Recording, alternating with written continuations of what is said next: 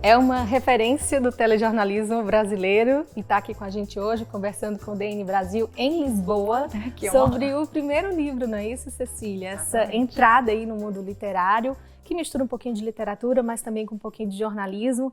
Eu e Elas, Histórias Maternas. Muito obrigada pelo convite, é um prazer estar com vocês. É um prazer, obrigada por ter tirado esse tempinho aqui para conversar. E eu vou começar fazendo o que você disse aqui no livro, que foi a sua primeira pergunta para suas entrevistadas, não é? O que é que mudou na sua vida desde que você foi mãe? E a minha resposta é igual a delas também, absolutamente tudo.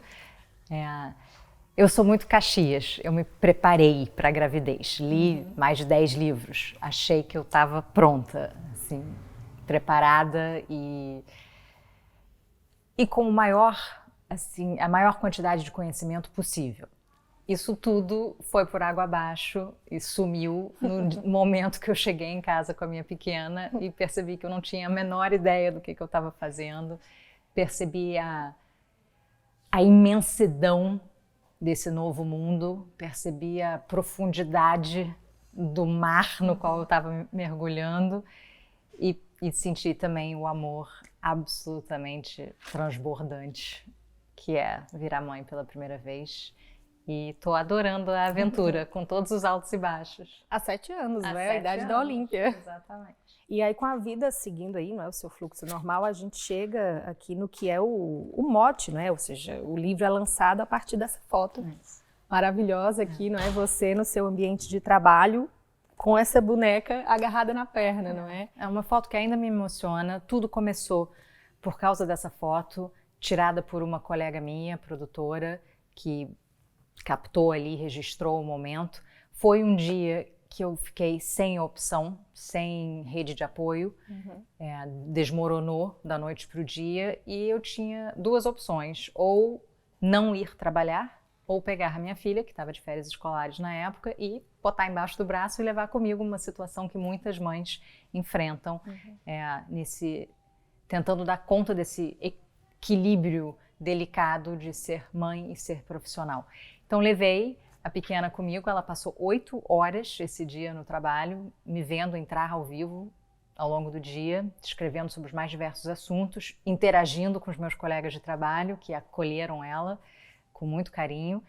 E ela, nesse momento, achou que eu tivesse terminado de falar, eu ainda estava ao vivo, ela correu, abraçou minhas pernas, ficou calminha, quietinha. E é a foto que eu postei nas minhas redes sociais e, para minha surpresa, gerou uma quantidade surpreendente de mensagens de mães, Brasil afora, dizendo: me reconheci, me identifiquei, também levo meus filhos ao trabalho, ou lembro quando eu ia ao trabalho com a minha mãe, avós me escrevendo, falando de que hoje elas são a rede de apoio para as filhas poderem trabalhar. Então, começou um diálogo que eu não esperava, que foi crescendo, e aí surgiu a ideia de dizer, quero ouvir algumas dessas mulheres, e nasceu o livro. Nasceu o livro, não é? Você já teve a oportunidade de perguntar para a Olímpia o que ela achou? Não desse dia em específico, mas de outros momentos em que vai para o trabalho com a mamãe. Filha, como é que foi? O que você achou do trabalho da mamãe? Alguma coisa assim? Eu acho que ela só entendeu o livro no dia do lançamento, no Rio de Janeiro. Ela sentou ao meu lado à mesa e também estava fazendo uns desenhozinhos nos livros, deixando o nome dela. E eu acho que é ali que ela entendeu um pouco. Nossa, a mamãe escreveu um livro e são pessoas que ela não conhece, que estão vindo falar com ela e que estão dividindo as histórias delas. Eu acho que o mais importante é que ela sabe, e ela já disse isso claramente, que ela entende que a mãe adora o que faz. Então, ela tem um exemplo em casa de uma mãe que trabalha muito, que não tem horários normais, que às vezes tem que largar tudo e sair correndo para o trabalho. O maldito breaking news para ela já sabe o termo bem, mas ela vê que eu vou com vontade, que eu ainda sinto essa adrenalina, ela vê que eu volto feliz, cansada, mas feliz, e eu quero crer que isso é um bom exemplo para ela, ela sentir essa paixão, ela sentir essa dedicação, e sentir que ela é tão importante quanto, não menos importante, e que é o que nos permite também viver a nossa vida. Então, acho que esse é o exemplo, espero que fique. As conversas aqui que você selecionou são mulheres de diversos cenários, com diversas realidades em comum. Todas têm, claro, as grandes mudanças que a maternidade trouxe, e até algumas dificuldades também, não é? Muitas que nós temos, são dificuldades comuns e alegrias também, não é? Alegrias também comuns a muitas de nós. Mas trazendo aqui também para o nosso recorte, o nosso, meu e seu, de sermos duas brasileiras que moram em outro país, e também de tantas outras mulheres brasileiras que moram fora também, e lidam com essa jornada de trabalho, de casa, de filhos. Isso é uma camada que bota um peso a mais acima de tudo? Muitas brincaram que esse deveria ser o segundo livro, entrevistando mães brasileiras no exterior. Porque sim, é uma outra camada, é a falta da rede de apoio ali diária, presente, numa emergência, ou até uma ajuda mais rotineira que a gente não tem aqui fora. Eu tenho a sorte e o privilégio de poder contar com a minha mãe na maior parte do ano, mas tenho inúmeras amigas morando no exterior, não só em Londres, não só aqui em Lisboa, que não tem com quem contar. Então vira realmente aquele núcleo familiar e a gente vai se desdobrando diariamente para dar conta. É o meu caso. Mas o mais impressionante é que a gente dá conta. Dá tudo certo no final, né? Por linhas tortas, às vezes com mais perrengue, menos perrengue, mas a gente dá conta, e eu acho que isso que é o impressionante, é o fascinante de conversar com outras mães. Assim, como você bem disse, são realidades bem distintas da minha, mulheres de diferentes classes sociais, de diferentes profissões, de diferentes estados brasileiros, cada uma com a sua realidade, com a sua circunstância, mas a gente tem mais ponto em comum do que linhas cruzadas. A gente consegue se enxergar, se identificar, trocar experiências, e eu acho isso muito rico. Então, quanto mais livro falando sobre esses desafios e essa maternidade real, melhor, na minha opinião. E alguma das histórias marca de alguma forma mais especial ou mais intensa? Especial, talvez, acho que todas, não é? Todas, mas talvez não, algum todas. ponto de semelhança que tenha sido, por exemplo, para mim, eu não lembro agora do nome da entrevistada, mas a que fala que sentiu muito a falta da mãe naquele momento de ser mãe, achou que a mãe ia estar mais próximo, ia ter mais disponibilidade, não foi isso que aconteceu. E eu não tive minha mãe aqui quando eu fui mãe, e minha mãe não mora aqui, e é muito difícil você ser mãe longe da sua mãe. Pelo menos essa é a minha experiência. Tássia, exato, a Tássia. Todas as histórias me marcaram, porque a experiência de entrevistá-las foi muito gratificante. Elas foram extremamente generosas com o tempo, com as histórias de vida. Se abriram muito, Se abriram muito, com uma desconhecida. É claro que ao estar na televisão a gente entra na casa das pessoas todos os dias sem pedir licença, mas não me conhecem. E mesmo assim foram de uma transparência, de uma confiança muito tocante. Eu fiquei particularmente mexida com a história da Tássia, que foi abandonada pela própria mãe aos 7 anos de idade e que sofreu incontáveis casos de abuso.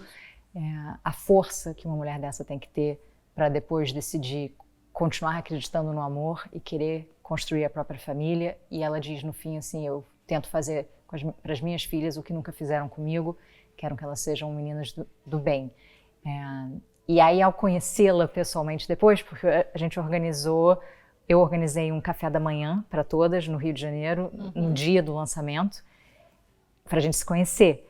E foi maravilhoso, um encontro assim, absolutamente regado a risadas, a fortes emoções, a muito choro também, mas é um grupo que deu certo. Podia não ter dado, né? 22 desconhecidas, mas funcionou a ligação ali entre todas nós. Aqui no livro ficaram algumas promessas, né? Porque, por exemplo, estou relembrando aqui, a Diane prometeu que ia levar o filho para o trabalho. Ela já conseguiu? Já testou, já me mandou foto como prova. Boa. E falou que foi muito mais tranquilo do que ela imaginava. E justamente ela diz isso, às vezes nós é que precisamos ocupar esse espaço e nos sentir à vontade o suficiente para falar, isso é o que eu preciso fazer. Me apoiem. E as empresas, se esse livro gerar um debate dentro de empresas, dentro de universidades, eu já vou me sentir muito bem realizada. Voltando aqui para o que a gente falou um pouquinho antes, né, essa questão de estarmos fora, não é? Ou seja, estarmos em outro país, mas agora sob uma outra perspectiva, não é? A gente tem crianças brasileirinhas também, não é? Como é que é para você, no seu relacionamento com a Olímpia, manter esse lado também, não é? Ela nasceu fora do Brasil. Nasceu fora, mas ela é bem brasileira. Mas é super brasileira. Por exemplo, agora, Copa do Mundo, a Ingrid em casa estava de verde e amarelo e torcendo para o Brasil, não é? E 2 aninhos. E o pai da Olímpia, meu ex-marido, é francês, então ele... Coitado, ainda tem não é outro país na jogada. Não, eu só falo com ela em português. Então isso eu acho bastante importante, manter a língua materna. Todas as nossas conversas, das mais triviais às mais pesadas, que lidam com emoções, são em português. O francês ela tem com o pai e o inglês no dia a dia na escola. Eu vejo isso como uma vantagem para a vida que a gente está dando aos nossos filhos, essa pluralidade de línguas. Lemos todas as noites juntas, um pouco em inglês, um pouco em português. Ela já tem acesso a livros de autores brasileiros, filmes brasileiros, desenhos brasileiros. Tudo isso a gente mantém em casa, com frequência, com regularidade. E a família, os avós, sempre, quando não estão juntos, né? FaceTime. Mas isso para mim é muito importante, porque eu acho que nós temos um privilégio como mães brasileiras no exterior, jornalistas, que a gente fala também muito sobre assuntos do mundo, mas isso nos conecta com o nosso país de origem. 100%. Né? 100%. Eu falo todos os dias com editores no Brasil, imagino que você também tem essa troca.